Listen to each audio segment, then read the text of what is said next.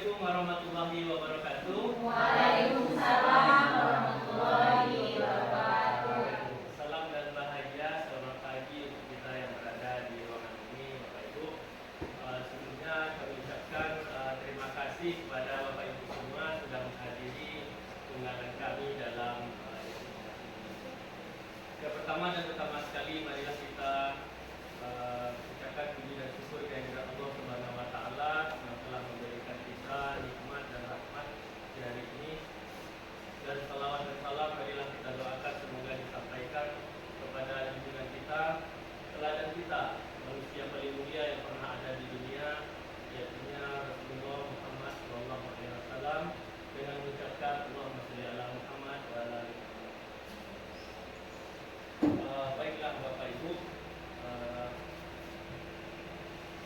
dalam kesempatan kali ini kami akan menyampaikan diseminasi tentang budaya positif. Jadi selama kurang lebih 60 menit kita akan membahas budaya positif ini. Jadi apa kabar Bapak Ibu semuanya? Alhamdulillah. Nah, kita cek fokus dulu ya Bapak Ibu ya. Nah, jadi tugas Bapak Ibu di sini hanya menyebutkan warna yang muncul, gitu ya. Nah, ingat warna yang muncul. Kita cobakan dulu ya. Apa warna yang muncul? Putih, kuning, hijau, merah, biru. Oke, kita coba. Putih, Kuning. Dulu ada kuning. Oke, lanjut. merah, Oke. kuning, biru, hijau, merah, kuning, merah, biru, hijau, merah, putih, biru, kuning, hijau. Ya, artinya Bapak Ibu sudah fokus untuk kegiatan kita hari ini. Baiklah Bapak Ibu. Nah, ini kita ada pertanyaan nih. Setuju atau tidak setuju Bapak Ibu nih? Yang pertama, hukuman dapat mendisiplinkan anak. Yang kedua, pemberian hukuman dengan hal positif seperti membaca atau membersihkan halaman sekolah dapat meningkatkan disiplin anak. Kemudian yang ketiga, memberi penghargaan atau reward dapat meningkatkan motivasi belajar anak. Apakah Bapak Ibu setuju atau tidak setuju? Mari kita jawab di Mentimeter berikut ini. Nah, saya share ya, Bu ya. Silakan Bapak Ibu jawab. Silakan Bapak Ibu klik mentimeter.com di Google masing-masing. Nah, di Google dari Mentimeter. Mentimeter. Kemudian kodenya bentar.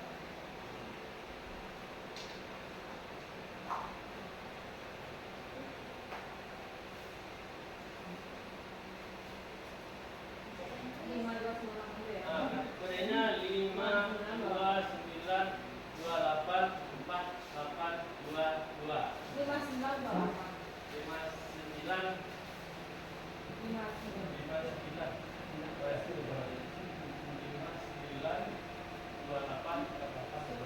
Oke. Oke, silakan Bapak Ibu jawab di situ.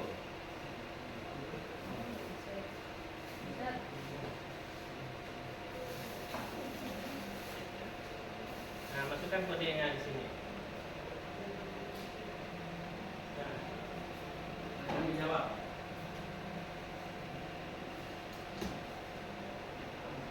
Juga Bapak Ibu bahwa hukuman bisa mendisiplinkan anak, seperti kita saya bahwa dengan dihukum anak ini akan bisa patuh pada peraturan.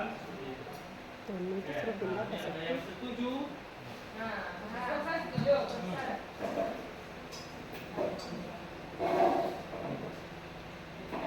Dan jawab semua, Bapak Ibu? Belum?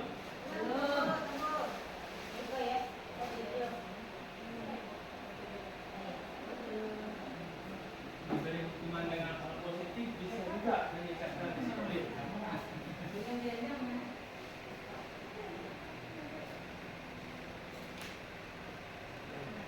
Apakah tidak setuju atau ragu-ragu? Nah, silakan Bapak Ibu jawab. Hukuman dapat mendisiplinkan anak. Pemberian hukuman dengan hal positif seperti membaca atau membersihkan halaman sekolah dapat meningkatkan disiplin anak. Kemudian memberikan penghargaan juga bisa meningkatkan motivasi belajar anak. Nah, jadi kita lihat di sini jawabannya ada yang setuju dan tidak setuju. Nah, ini kira-kira hasilnya Bapak Ibu. Nah, yang setuju ada 5. Nah, yang tidak setuju 1. Berarti yang lainnya ragu dulu ya. Nah, mari kita lihat Bapak Ibu dalam materi ini.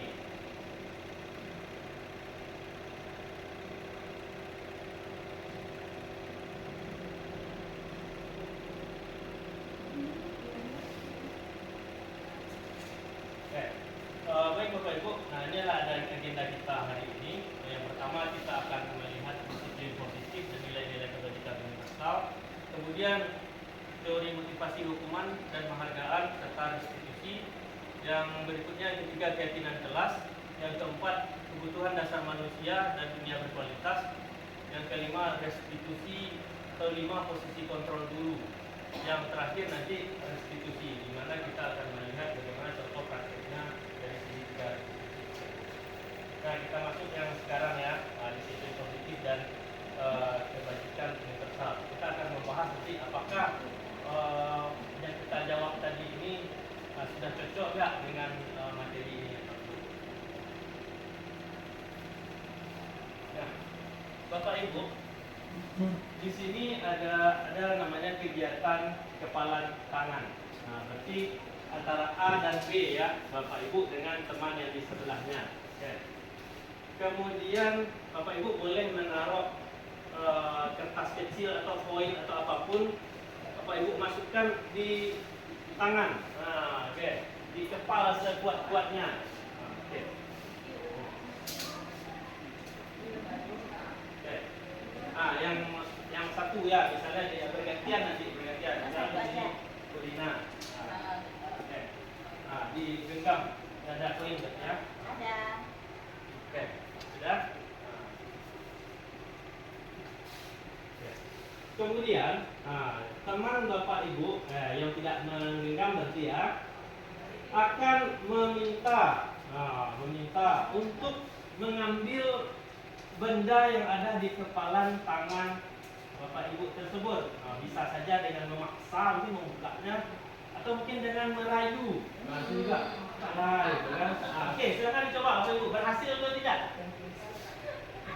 Nah, tidak berhasil. Coba. Nah, coba Tidak mau buka karena kawannya. Buka lagi. Ada salah satu.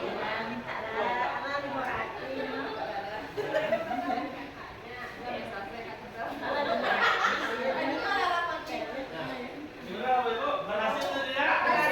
Nah, ada yang tidak. Kenapa mau berhasil? Kenapa bisa berhasil? Karena tidak mau dirayu. Nah, Bapak Ibu, kegiatan yang kita lakukan barusan adalah sebuah ilustrasi atau analogi dari oposisi kontrol guru terhadap murid. Nah, jadi kita mungkin bisa memaksa murid kita untuk melakukan hal ini, melakukan hal ini. Padahal sebenarnya mereka itu juga punya kontrol terhadap diri mereka sendiri. Nah, adapun ketika kita berhasil memaksa mereka, itu karena mereka mengizinkan diri mereka untuk dikontrol oleh kita. Belum tentu itu dari inisiatif dari kesadaran dari diri mereka sendiri. Itu hanya karena mereka mengizinkan dirinya dikontrol oleh guru. Nah, itulah contoh analoginya Bapak Ibu.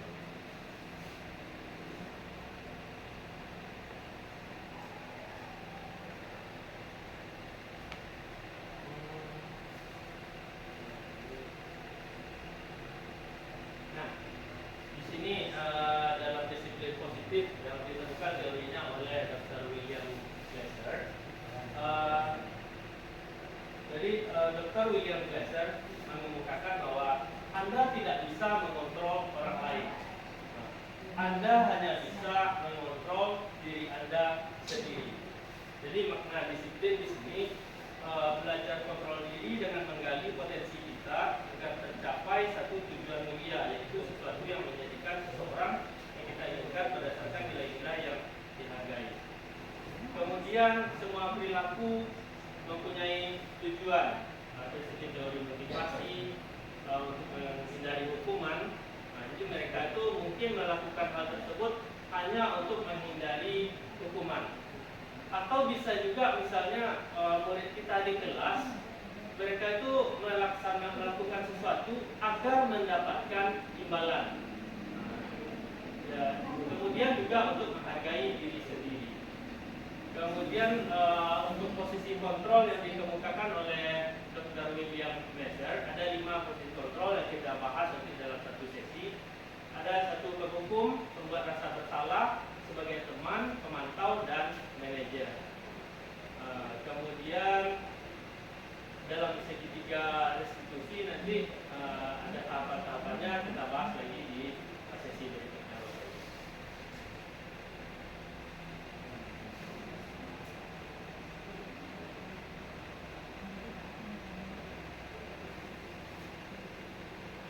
Oke, nilai-nilai kebajikan universal adalah sifat-sifat positif manusia yang merupakan tujuan mulia yang ingin dicapai oleh setiap individu. Nilai-nilai tersebut bersifat universal dan lintas bahasa, suku bangsa, agama maupun latar belakang. Setiap perilaku dan perbuatan memiliki satu tujuan. Nah, ini dikemukakan juga oleh William Glasser pada teori kontrol. Jadi nilai-nilai kebajikan yang ingin dicapai oleh kita anak Indonesia dikenal dengan profil pelajar Pancasila. Contohnya adalah beriman, mandiri, bernegara kritis, kebinekaan global, bergotong royong, dan karya seni. Jadi kita ke Bapak Ibu ya. Sudah lebih semangat ya. Semangat. Speakingnya, ini senamnya ya, Bapak Ibu. Masih ingat kan senamnya? Tidak ada Pak. Oh, senam Pak ya. Tidak. Oke, silakan Bapak Ibu berdiri semuanya.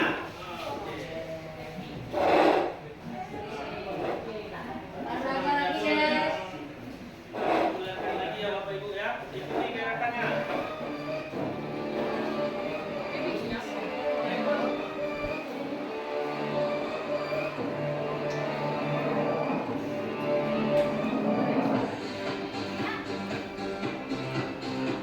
Nah, mulai siap-siap. Nah, jaga jarak dikit Bapak Ibu.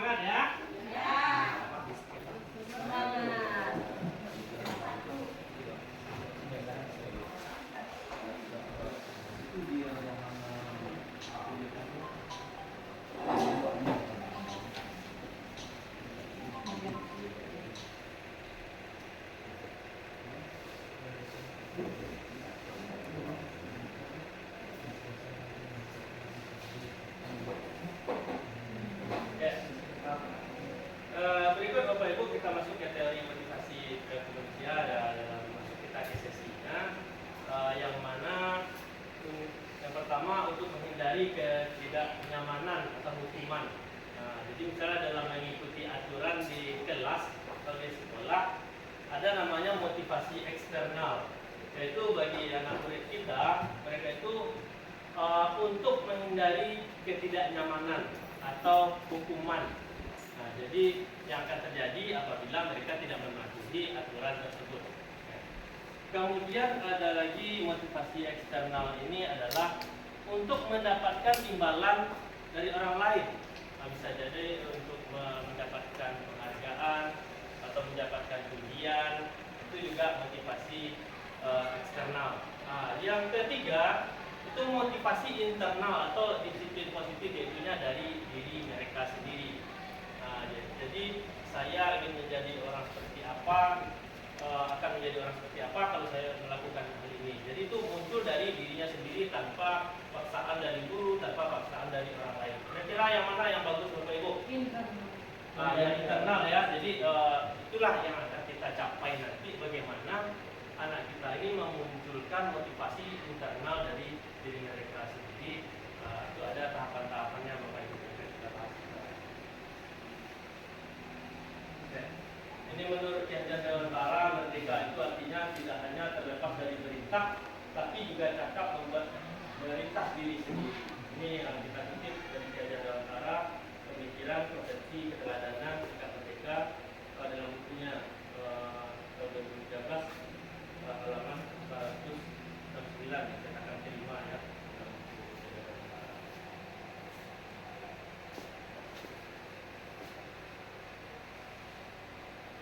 Nah, Bapak Ibu di sini penghargaan berlaku sama dengan hukuman. Dalam arti meminta atau membujuk seseorang melakukan sesuatu untuk memenuhi tujuan tertentu dari orang lain yang meminta atau membujuk. Dorongan eksternal akan ada faktor ketergantungan. Jadi misalnya kita memberikan penghargaan pun kepada anak kita yang sudah misalnya sudah bikin PR tepat waktu itu, ternyata itu bisa hanya memenuhi pengaruhnya itu hanya dalam jangka pendek saja, Bapak Ibu. Efeknya atau di sini adalah penghargaan itu juga mengurangi kecepatan, penghargaan itu juga tidak efektif, penghargaan itu juga merusak hubungan. Misalnya di antara anak kita nanti misalnya dia dapat penghargaan, pasti yang lain merasa tidak enak atau tidak nyaman. Jadi tidak terlalu bagus sebenarnya Bapak Ibu.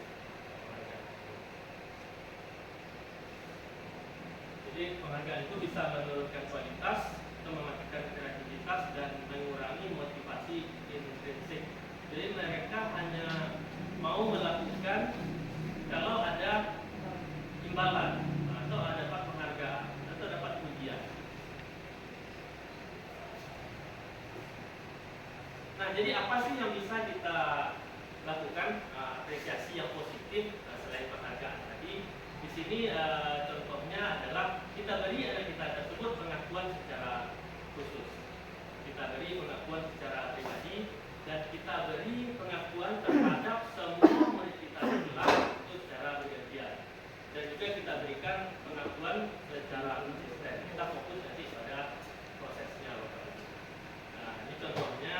Misalnya kemarin saya perhatikan, itu terus saya menghargai, terus terima kasih itu kan nilai kebajikannya. Contohnya rasa empatimu besar sekali, kepedulianmu, tanggung jawabmu, sehingga kita merasa diapresiasi dengan apa yang sudah mereka perbuat.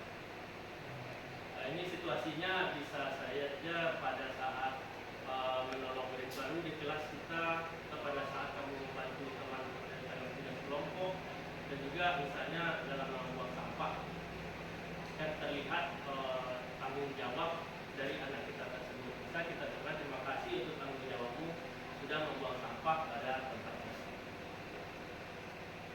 Nah, kemudian lagi hukuman atau konsekuensi. Nah, kita coba latihannya Bapak Ibu. Oke. Di sini ada beberapa kasus, kita kategorikan apakah ini masuk hukuman kah atau konsekuensi Bapak Ibu. Oke.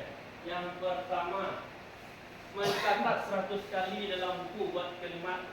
Kan pernah juga ini mungkin terjadi di sekolah-sekolah ya. Saya tidak akan terlambat lagi, dibuat dalam buku sampai 100 kali anak menulis. Apakah ini hukuman atau konsekuensi? Hukuman. Nanti kita lihat jawaban yang benar ya Pak Ibu. Kita lanjut dulu yang kedua. Ya. Lari mengelilingi lapangan basket 2 kali karena terlambat hadir di sekolah. Hukuman atau konsekuensi? Hukuman. Hukuman. Ya. Murid diminta untuk push up 15 kali karena tidak menggunakan masker di sekolah. Hukuman atau konsekuensi? Hukuman. Hukuman. Membersihkan, menggantikan kertas tugas teman yang telah dicoret-coret. Konsekuensi. Konsekuensi ya. Oke, kita lihat ya.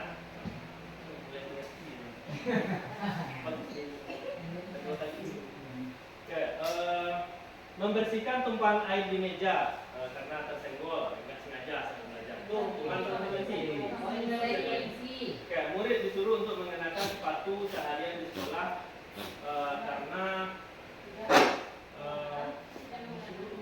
mengenakan berarti tidak pakai sepatu ya seharian karena tidak mengenakan sepatu hitam. Hukuman atau konsekuensi?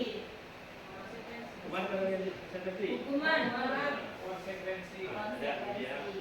Ini lari mengelilingi lapangan basket 2 kali karena terlambat 10 menit untuk pelajaran PJOK. Konsekuensi. Oke, kita lihat jawaban yang benar Bapak Ibu. Nah, mencatat 100 kali tadi itu adalah hukuman. Siapa yang benar semua Bapak Ibu? Bagus sekali Bapak Ibu. Ya, aplaus ya Bapak Ibu ya. Ini lari mengelilingi lapangan basket karena terlambat itu adalah bentuk hukuman. Ya. Kemudian mengganti kertas teman yang telah dicoret itu konsekuensi dari kesalahan ganti. Membersihkan tumpahan air di meja tulis karena tersenggol itu juga konsekuensi. Tidak mengenakan sepatu seharian karena tidak pakai sepatu hitam itu adalah hukuman. Kemudian lari mengelilingi lapangan basket karena terlambat 10 menit dalam pelajaran PJOK itu adalah konsekuensi. Jadi itu kira-kira perbedaan hukuman dengan konsekuensi. Apa sih bedanya Bapak Ibu? Kalau hukuman itu sesuatu yang menyakitkan harus terjadi. Nah, kalau konsekuensi sesuatu yang harus terjadi. Jadi beda ya dalam perasaan. Kalau hukuman itu membuat anak sakit, baik secara fisik maupun secara mentalnya, sakit hati dia untuk jangka waktu yang lama. Kalau konsekuensi membuat anak merasa tidak nyaman, tapi hanya dalam waktu jangka pendek. Kalau hukuman biasanya itu membuat anak membenci kedisiplinan. Mereka itu semacam ada mendongkol atau memberontak. Sementara kalau konsekuensi, anak akan menghargai disiplin. Kalau hukuman itu ada unsur paksaan dari eksternal. Kemudian konsekuensi ada stimulus dari tanggapannya. Hukuman mendorong anak menyakiti diri sendiri, tapi kalau konsekuensi mendorong anak agar mudah menyesuaikan diri.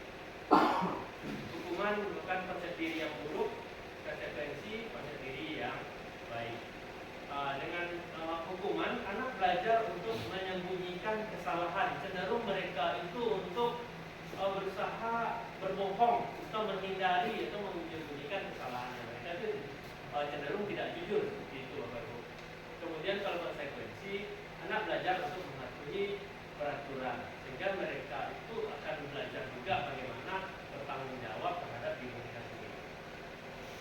Hukuman juga membuat anak merasa marah, membuat mereka merasa bersalah, membuat mereka merasa dipermalukan dan merasa tidak dihargai. Namun kalau konsekuensi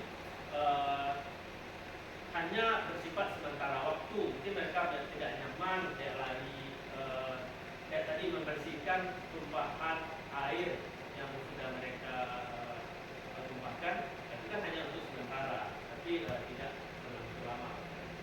Jadi kira-kira mana yang lebih baiknya Bapak Ibu? Konsekuensi.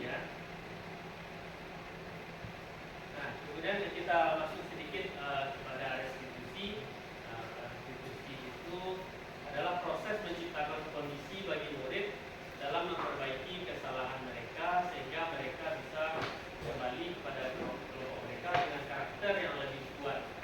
Restitusi juga merupakan proses kolaboratif yang mengajarkan murid untuk mencari solusi untuk masalah mereka. Jadi kita latih agar kita ketika mereka melakukan kesalahan nanti, jadi untuk perbaikannya mereka itu mencoba untuk mencari dari diri mereka sendiri apa solusinya untuk masalah. Jadi tidak kita yang menentukan apa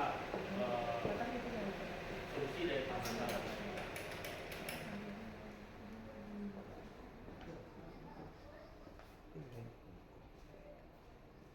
Nah, ini lagi identitas gagal atau hukuman tadi itu ya. Nah, ini konsekuensi restitusi. Kalau yang tadi kita hanya melihat dari konsep hukuman dan konsekuensi. Nah, kalau ada lagi restitusi. Nah, kita ada pilihan yang baru nih. Tadi ada hukuman, konsekuensi, sekarang restitusi. Kalau tadi misalnya hukuman membuat anak tidak nyaman untuk jangka waktu yang panjang, kemudian konsekuensi tidak nyaman untuk waktu jangka pendek, tapi restitusi ini bisa menguatkan murid dalam jangka waktu yang panjang. Kemudian korban mendapatkan keadilan. Ini hukuman tadi ya. Kalau konsekuensi korban bisa diabaikan. Restitusi korban mendapatkan ganti.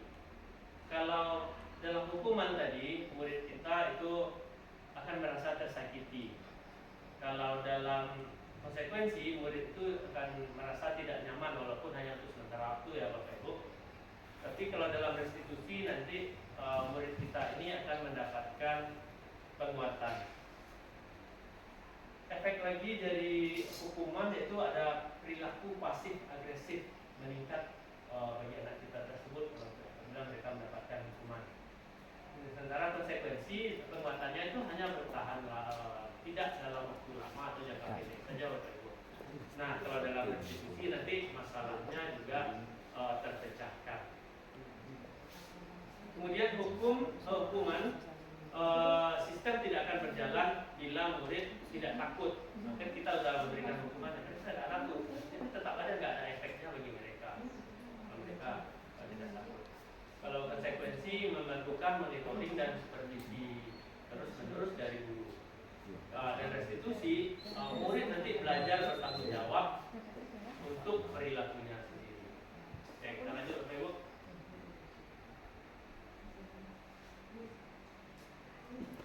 Berikut.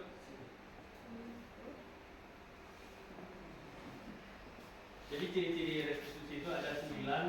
Yang pertama bukan untuk menebus kesalahan, namun belajar dari kesalahan anak tersebut. Kemudian memperbaiki hubungan. Di sini ada tawaran, jadi bukan ada paksaan di situ. Kemudian restitusi menuntun untuk melihat ke dalam diri anak tersebut. Restitusi mencari tahu kebutuhan dasar yang mendasari tindakan. Jadi kita nanti setelah ini juga akan melihat sedikit mengenai kebutuhan dasar manusia itu. Kemudian restitusi adalah cara yang paling baik. Restitusi fokus kepada karakter bukan tindakan. Restitusi fokus pada solusi. Kemudian restitusi mengembalikan murid yang berbuat salah kepada kelompoknya.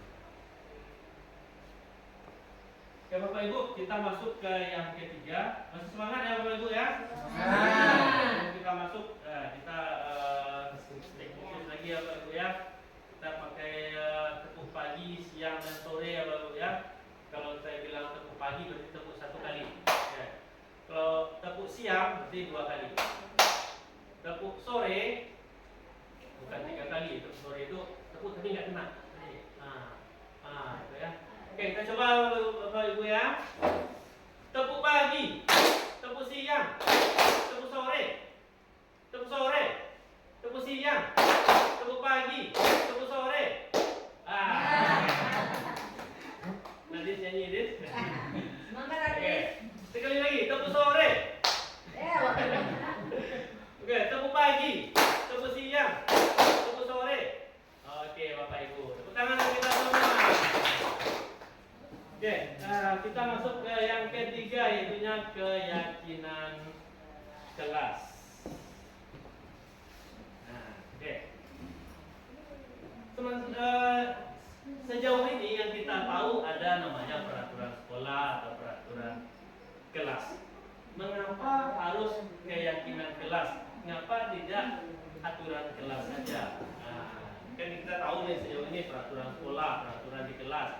Kenapa harus keyakinan kelas? Nah, di sini Bapak Ibu kita berikan ini contohnya ketika harus menggunakan helm ketika kita pakai kendaraan motor misalnya kan. Kalau kita peraturan pakai motor itu berarti kita hanya mungkin kita motivasi kita memakai helm itu hanya untuk mematuhi aturan lalu lintas, takut sama polisi, takut dirazia. Oke, sekolah kita dekat sama Polres ya, kita pakai helm kita melewati Polres setiap hari. Jadi kalau aturan itu berarti tidak muncul dari diri kita sendiri. Nah, tapi kalau kita sudah yakin bahwa dengan memakai helm itu bisa membuat kita selamat, menyelamatkan nyawa kita, melindungi kepala kita, otomatis tanpa ada polisi pun kita akan tetap pakai helm. Nah, itulah kira-kiranya bedanya peraturan dengan keyakinan. Peraturan itu muncul dari orang lain, ada paksaan. Kalau keyakinan itu muncul dari diri kita sendiri. Jadi Bapak Ibu, inilah yang akan kita buat di sekolah kita, inilah yang akan kita buat di kelas-kelas kita, sehingga anak kita itu muncul nilai-nilai positif itu benar-benar dari dalam dirinya sendiri, tidak ada paksaan dari siapapun.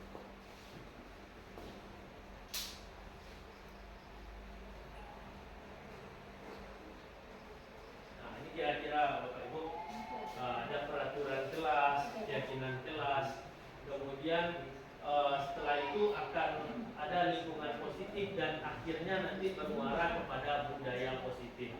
Budaya positif itulah nanti muaranya atau tujuan dari keyakinan kelas.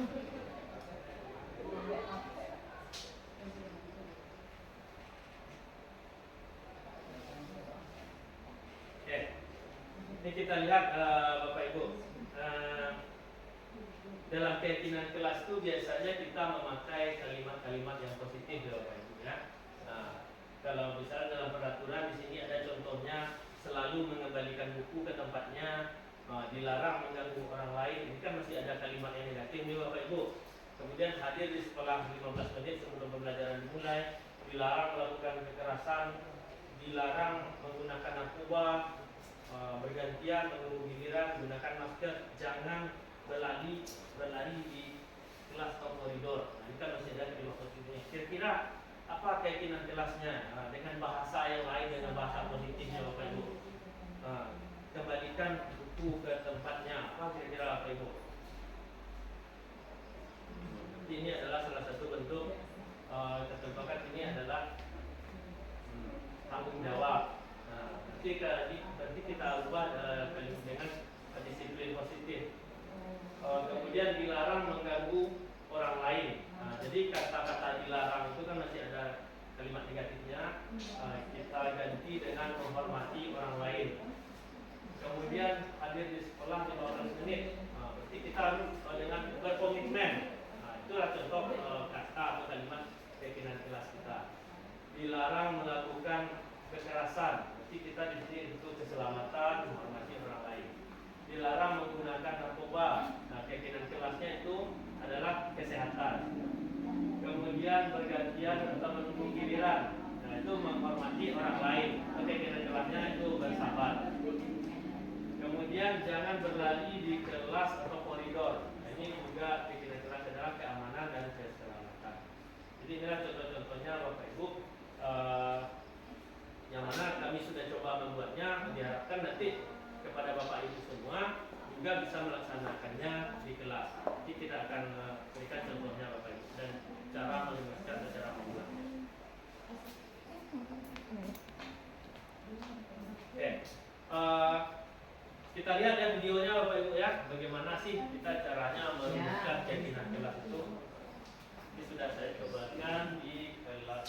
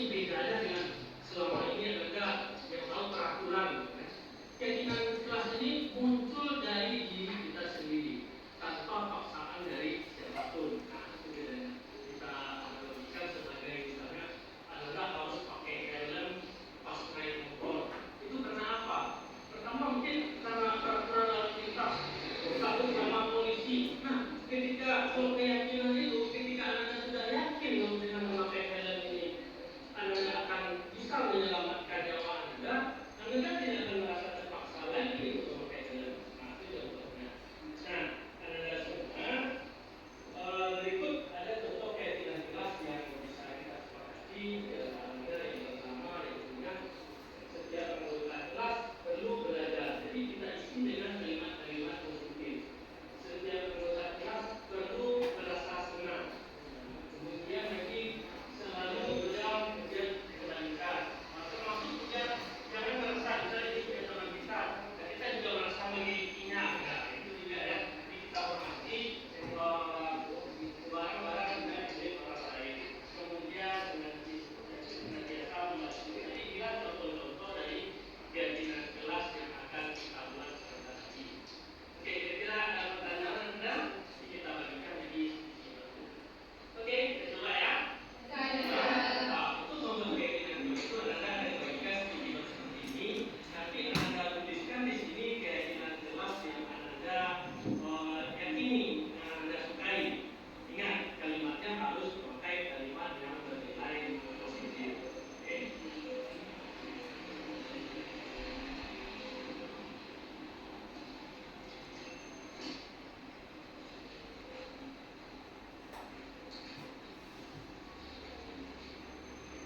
Ini yang Anda tulis. Nah, jadi siswa semua murid menulis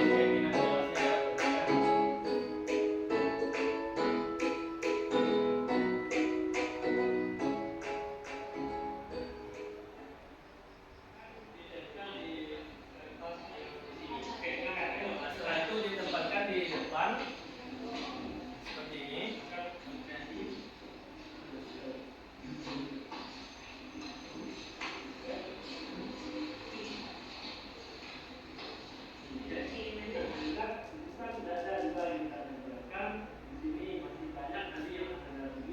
Kemudian guru dan murid menyepakati keyakinan kelas mana yang akan dipakai untuk dijadikan keyakinan kelas kita. Ini ada banyak nih Bapak Ibu, jadi kita simpulkan, kemudian kita sepakati jadi satu keyakinan kelas. Ada contoh berikutnya. Kita berikan ini mana yang akan kita jadikan sebagai keyakinan kelas kita. Di sini ada yang menulis disiplin. Nah, kira-kira gimana? Bisa nggak kita pakai untuk keyakinan kelas kita? Bisa. Pakai ya?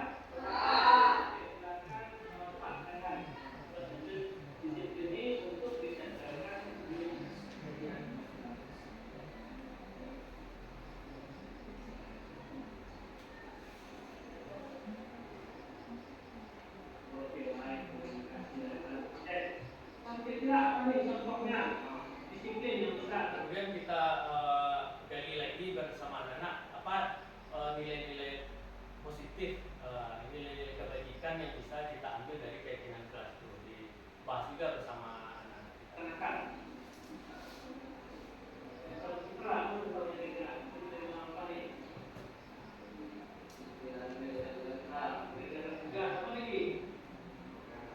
Berpakaian sesuai dengan peraturan sekolah.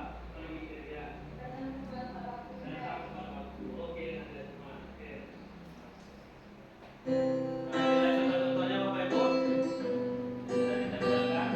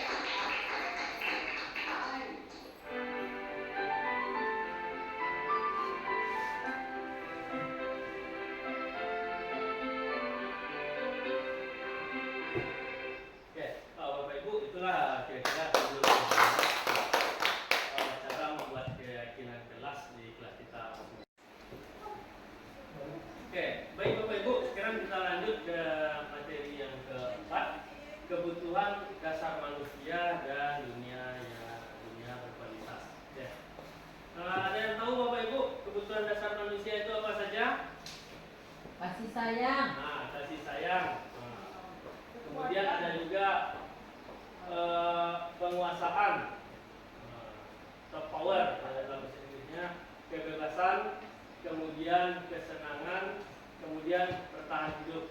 Nah, begitu juga dengan murid-murid kita Bapak Ibu, mereka mempunyai kebutuhan dasar ini. Apabila salah satu saja dari kebutuhan dasar ini tidak mereka dapatkan, biasanya anak ini akan bermasalah Bapak Ibu. Nah, jadi ketika anak-anak kita bermasalah, mari kita cek dulu kebutuhan dasar apa yang belum ada pada mereka, atau apa yang kurang pada mereka. Jadi ada 5 tadi ya Bapak Ibu ya, kasih sayang dan rasa diterima. Ini penting nih. Kalau misalnya kurang kasih sayang dan rasa terima ini, apa kira-kira efeknya kalau anak tidak mempunyai ini Bapak Ibu? Jadi perhatian di kelas. Biasanya begitu ya.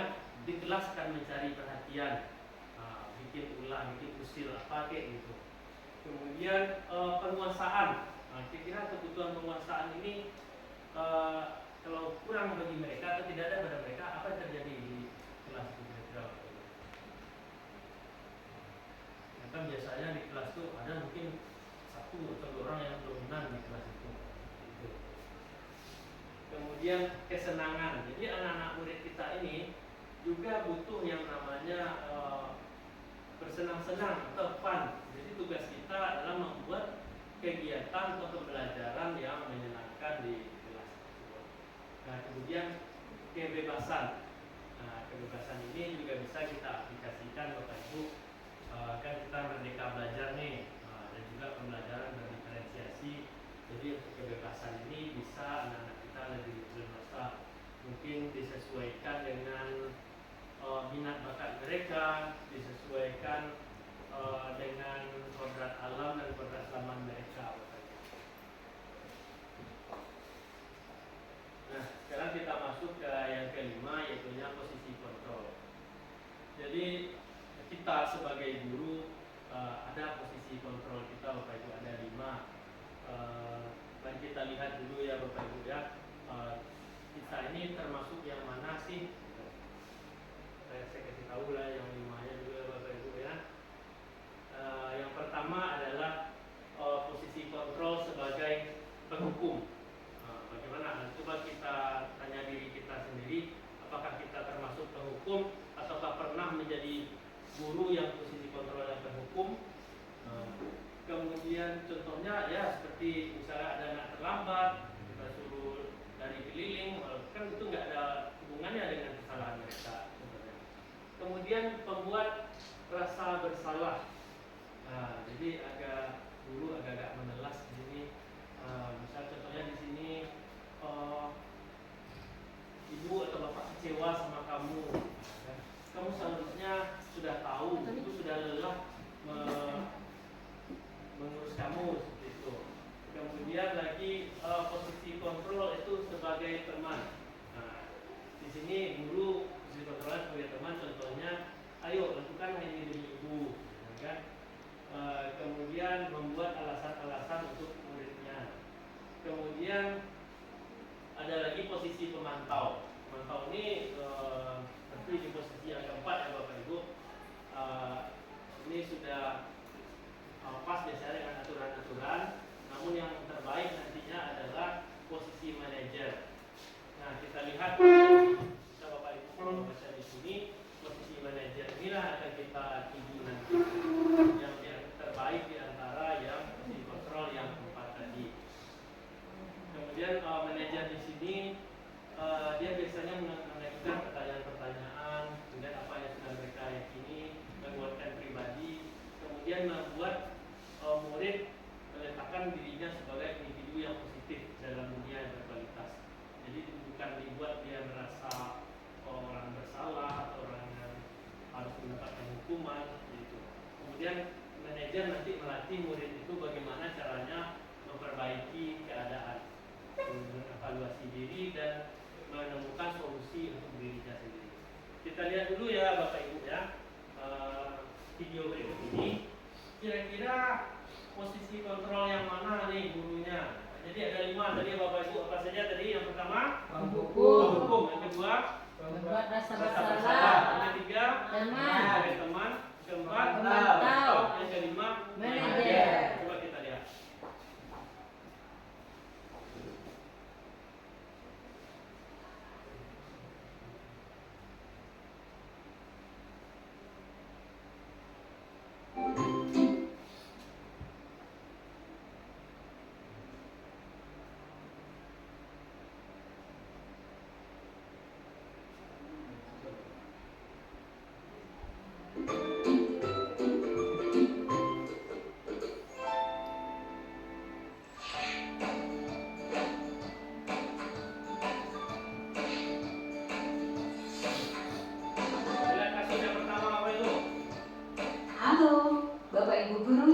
guru penggerak. Video ini akan menampilkan 5 adegan interaksi guru dan murid. Silakan menonton dan merefleksikannya.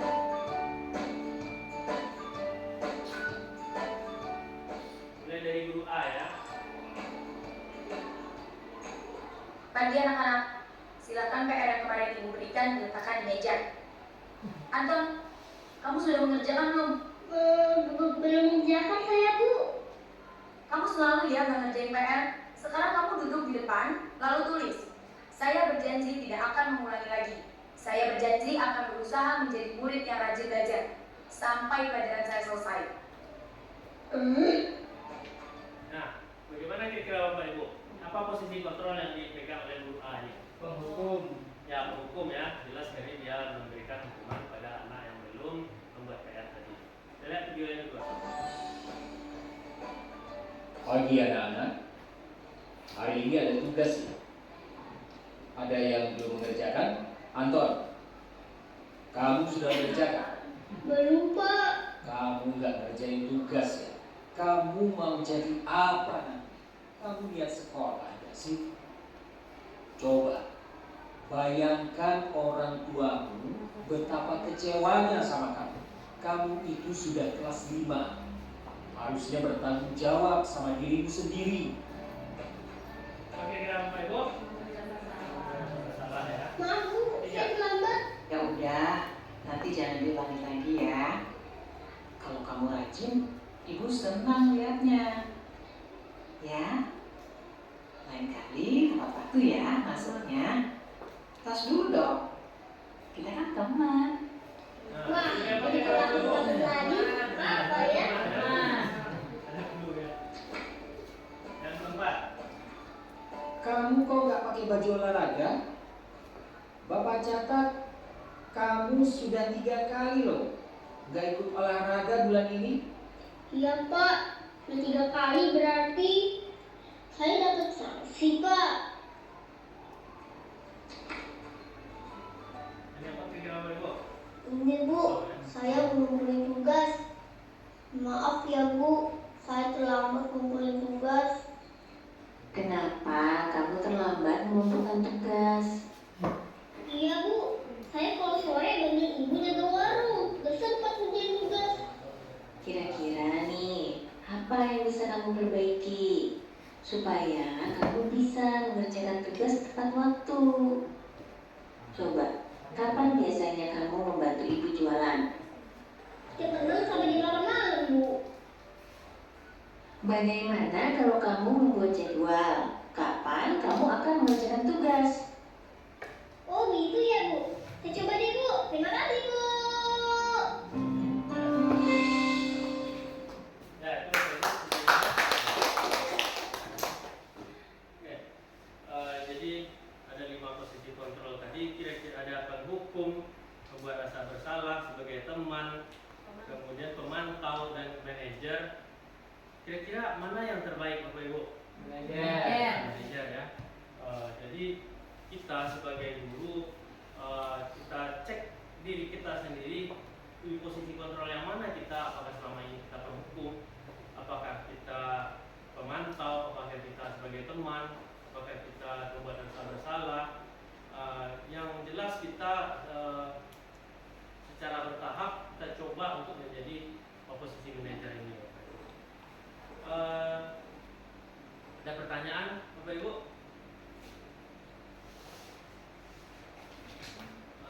Mungkin sebelum kita lanjut, kalau ada yang mau bertanya silakan.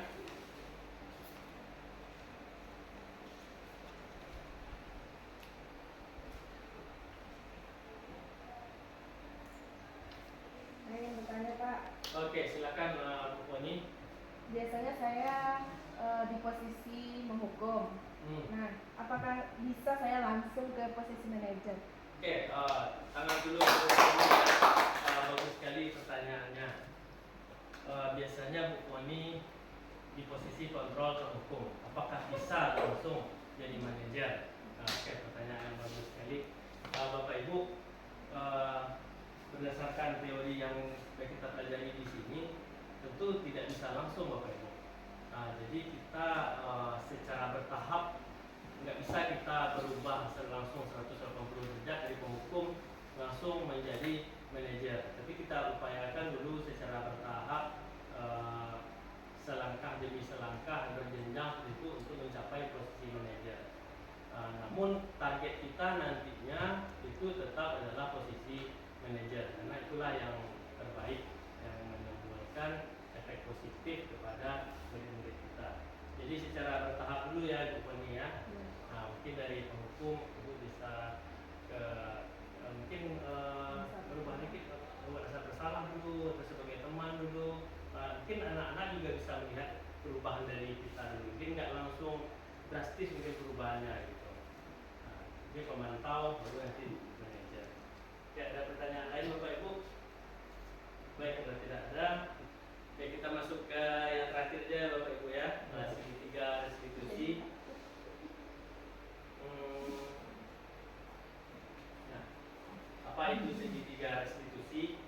Adakah sudah yang tahu Bapak Ibu segitiga restitusi atau pertama kali mendengar bagaimana? Pertama kali. Tidak pernah dengar. Tidak pernah. Dalam sesi ini kita akan membahas tentang segitiga restitusi.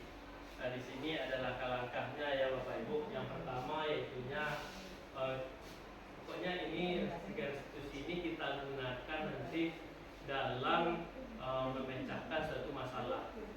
Misalnya ada anak kita yang bermasalah, terus kita lakukan segitiga restitusi ini untuk mencari solusi dari masalah anak kita tersebut. Yang pertama langkahnya yaitu kita menstabilkan identitas, kemudian juga validasi kesalahannya, kemudian yang terakhir adalah menanyakan keyakinannya. Kita lihat di sini contohnya. Menstabilkan identitas itu jadi ketika ada anak kita yang bersalah atau melanggar peraturan, ketika kita panggil, kita tentu mental mereka itu tidak siap Bapak Ibu. Tentu mental mereka itu entah sedang apa yang dirasakannya. Jadi kita stabilkan dulu. Enggak langsung kita tanya apa kesalahannya, apa hukumannya, apa solusinya, enggak begitu. Jadi kita bisa menstabilkan mereka dulu, mungkin dengan berkata berbuat salah itu adalah satu hal yang biasa. Mungkin Bapak juga pernah berbuat kesalahan. Jadi kita pasti bisa menyelesaikan masalah ini. Jadi dengan kita berkata seperti ini, anak yang tadinya mungkin sedang marah, sedang down, mungkin mereka itu bisa kondisi fisik dan mentalnya bisa lebih stabil. Jadi langkah yang kedua, validasi kebutuhan. Bisa kita contohnya di sini, kamu bisa saja melakukan hal yang lebih buruk, tapi kamu tidak melakukannya kan? Misalnya ada anak kita yang berkelahi, dia hanya mungkin atau mencubit kawannya, kan bisa saja dia melakukan hal yang lebih buruk, kan? Lebih fatal dari itu. Jadi kita kemudian kita tanyakan apa sih alasannya melakukan hal tersebut. Kita akan lihat contohnya nanti. Kemudian apa yang penting bagi kamu? Kemudian kamu bisa tetap berusaha menjaga sikap itu, tapi tambahkan sikap yang lain. Kemudian apakah kamu bisa melakukan yang lebih baik untuk selanjutnya? Kemudian yang ketiga, langkah terakhir yaitu menanyakan keyakinan. Kan kita sudah punya tadi Bapak Ibu keyakinan kelas, keyakinan sekolah kita. Jadi apa keyakinan yang sudah dilanggarnya? Jadi kita tanyakan itu, kemudian biarkan anak itu menyadari sendiri apa yang sudah dilanggarnya, apa yang kamu rasakan ketika melakukan itu, kemudian kamu ingin jadi anak seperti apa, kelas ideal itu seperti apa, itu yang kita tanyakan dalam menanyakan keyakinan. Ya, sebelum kita lihat videonya, saya akan perlihatkan kepada Bapak Ibu. Ini contohnya yang sudah saya buat, yaitunya ketika ada satu kasus di sini, ada seorang anak bernama Ilham. Dia mengalami penurunan prestasi dalam penilaian tengah semester karena juga tidak mengumpulkan tugas pada beberapa mata pelajaran. Namun ada juga penilaiannya yang kosong. Jadi di sini guru memanggil Ilham, kemudian dalam menstabilkan identitas, ini contohnya, Assalamualaikum, Waalaikumsalam. Tahu nggak Ilham kenapa dipanggil ke sini? Mungkin dia tidak tahu berkaitan dengan remedial next semester. Ya, kemarin Ilham sering ada kegiatan di luar ya. Ya, karena terlalu sibuk Pak, jadi saya tidak membagi tugas. Nah, di sini contoh kalimat yang menstabilkan identitasnya adalah Ilham, semua orang bisa melakukan kesalahan. Begitu juga Pak Guru. Ya, tidak ada manusia ini yang sempurna.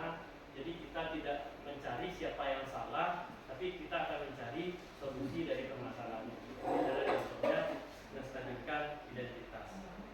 Kemudian, nah, validasi tindakan yang salah. Jadi Bapak Ibu, setelah langkah kedua, baru kita validasi apa sih yang sudah dilanggar oleh anak tersebut. Kemudian di sini contohnya, boleh Bapak tahu mengapa Ilham ada penilaian yang masih kosong di beberapa mata pelajaran.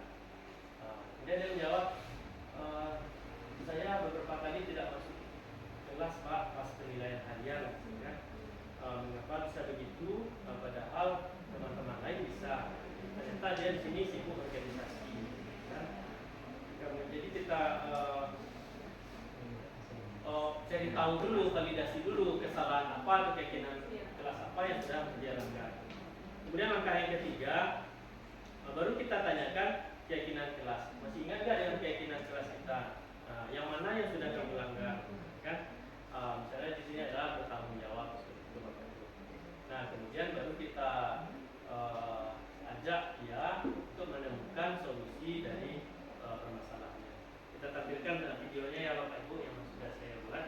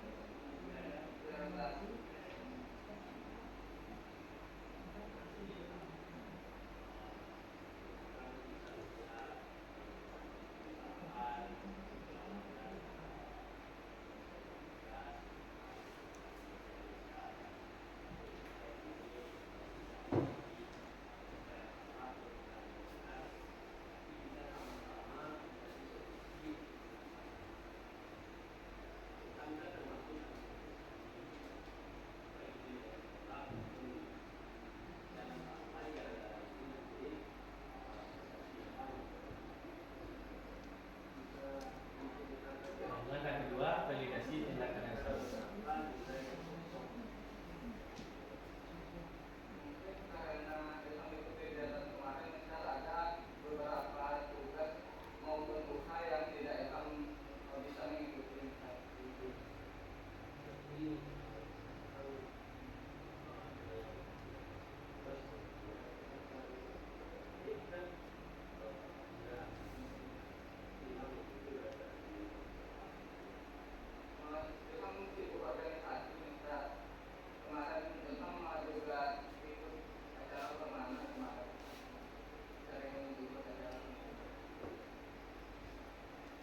Kemudian langkah ketiga baru menanyakan keyakinan kelas apa yang sudah dilanggarnya. Keyakinan kelas mana yang tidak sesuai dengan kondisi. Tanggung jawab. Nah, jadi Ilham sudah tahu ya. Tanggung jawab. Kemudian apakah Ilham sudah memikirkan solusi sementara ini? Sudah. Yang pertama adalah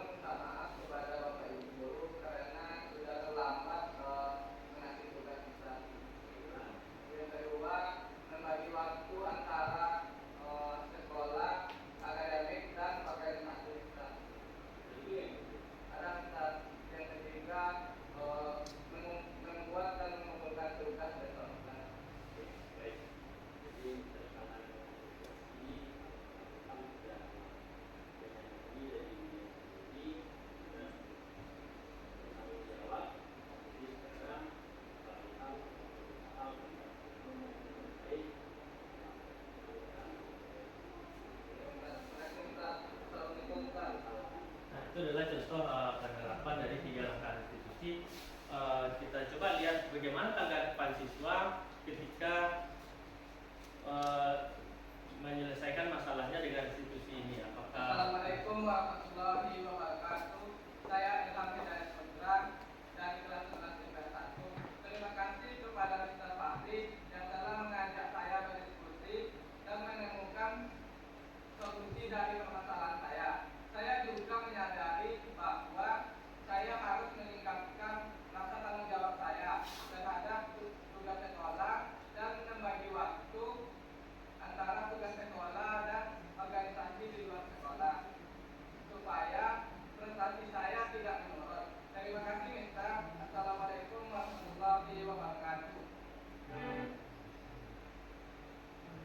Nah, itulah Bapak Ibu contoh penerapannya dari segitiga restitusi ini.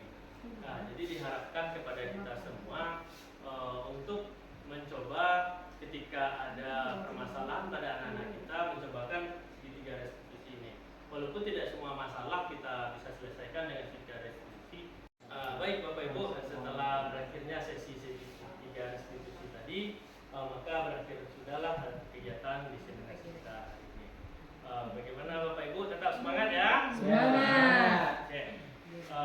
Sebelum kita akhiri, saya akan menanyakan apa sih tanggapan Bapak Ibu mengenai hal-hal baru mungkin yang akan Ibu pelajari, Bapak Ibu pelajari hari ini.